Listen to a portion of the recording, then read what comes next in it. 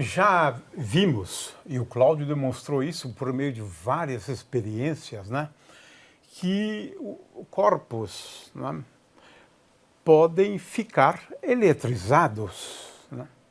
Agora, qual o efeito da eletrização? Você tem cargas elétricas, por exemplo, elétrons, e essas cargas geram campos, né? Campo elétrico. Ora, em 1880 até 1889, o pessoal se interessou muito por algumas experiências, né, que o Cláudio vai, de certa maneira, fazer semelhantes, né? Isso passou a ser uma coqueluche na comunidade científica, né? O Cláudio não se lembra, porque ele é muito jovem, né? Eu me lembro bem, né? O fato é o seguinte, são experiências pioneiras, né, da física, né? Então, que tipo de experiência vai ser feita agora? Na realidade, se você tem um campo elétrico, esse campo elétrico é capaz de arrancar, né, os elétrons dos átomos. Com um campo elétrico eu posso ionizar, né? Ionizar átomos. É claro que depende da intensidade do campo, não é um campinho qualquer aí, né, que vai ionizar os átomos, né? Então, agora eu vou passar a palavra para o Cláudio, vai explicar o tipo de experiência que vai ser feita, né? Mas o pessoal se interessava muito no final do século XIX, né? Para o início do século XX, né? Então vamos lá, Cláudio. Vamos lá. Então nós vamos usar aqui um tubo de descarga, aqui uma fonte de alta tensão e um ímã.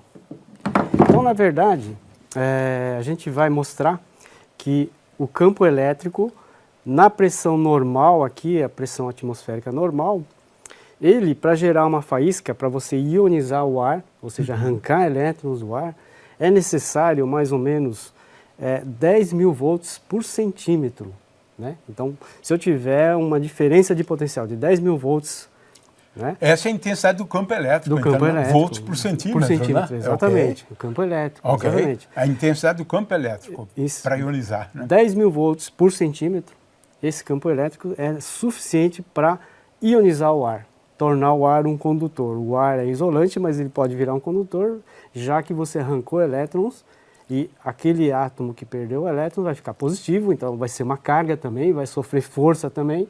Então, isso um vai numa direção e o outro vai na outra direção, né? Elétrons numa e o íon... E pode gerar uma reação em cadeia, né? Quer dizer, a colisão de um elétron pode arrancar elétron de outro átomo e assim por diante. Bom, então aqui eu vou ligar a fonte de alta tensão e a fonte aqui tem 2.000 volts, portanto, mais ou menos uns 2 milímetros. Deixa eu ligar aqui. Os 2 milímetros são suficientes para gerar uma faísca. Dá para perceber. Como é corrente alternada, você vê que ele faz esse barulho aí. Então, isso é a pressão normal, a pressão atmosférica normal. Agora eu posso colocar os terminais dessa fonte aqui nessa ampola aqui. Essa ampola, ele é aberto, né? Aqui ele está aberto, e aqui tem 2 eletrodos.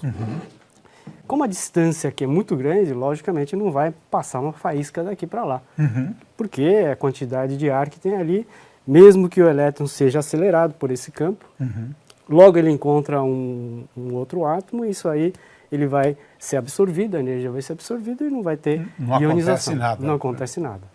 Então, o que eu posso fazer para que haja, então, uma corrente elétrica aqui? Eu tenho que ionizar, mas para isso eu diminuo a pressão, eu diminuo a quantidade de ar que tem aqui nessa porta. Fazendo o vácuo, o mais perfeito que você puder. Né? Exatamente. Então vamos usar aqui uma bomba de vácuo, uma bomba que vai retirar o ar. O ar, essa é a função dela, né? Exatamente. Então vamos ligar. Eles chamavam isso de descargas elétricas em gases, né? Exatamente. Nos vidros, né? Exatamente. Muita experiência, né? Para, inclusive, determinar a relação entre a carga e a massa do elétron. O tubo de raios catódicos, Isso, o famoso tubo de raios catódicos. Okay. Então aqui eu tenho uma mangueira na qual é feito o vácuo, né? Então vou ligar aqui. Então agora nós vemos que a lâmpada se acende, né? Então o que está ocorrendo aqui? Como agora a pressão diminuiu, você diminuiu a quantidade de átomos e moléculas, então você tem condições para que o elétron seja acelerado, não encontre nada no caminho, ganhe energia cinética e ao colidir com o átomo... Porque a densidade é muito baixa, né? Muito ele baixa. Quase não colide, né? Exatamente. Então ele tem bastante espaço para ganhar energia. E ao ganhar energia ele pode ionizar. E ao ionizar, então, eu provoco a condução aqui do gás. Então agora eu tenho outro efeito, além da ionização, né? Que é o efeito da luz. Esse efeito da luz é o efeito de excitação e decitação dos elétrons no átomo.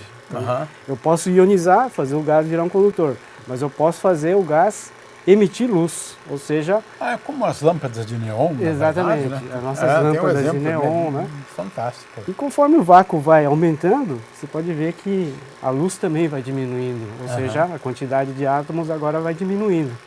Se eu fizer vácuo perfeito, eu não vou ter luz nenhuma ali. Então eu vou de novo deixar entrar um pouco de ar, ligar. Começou a iluminar agora, né? Ok, beleza. E o interessante aqui é mostrar que são cargas elétricas que sujeitam um campo magnético. Né?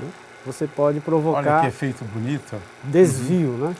É porque agora os elétrons experimentam a força de Lorentz, né? Sim, os elétrons e as cargas. Eles estão em movimento, né? Exatamente, os íons e os elétrons. Então a gente vê uma separação. Parte das cargas vão para cima, parte para baixo. Isso mostra que as cargas estão indo num sentido e no outro também. Né? Como é corrente alternada, uma hora vão para lá, uma hora vão para cá. Então a gente pode separar o feixe em dois. É interessante. Essas forças não vão ser explicadas mais tarde, né? Na aula de força de Lorentz. E não se esqueça, inscreva-se no canal, ative o sininho e receba as atualizações semanalmente.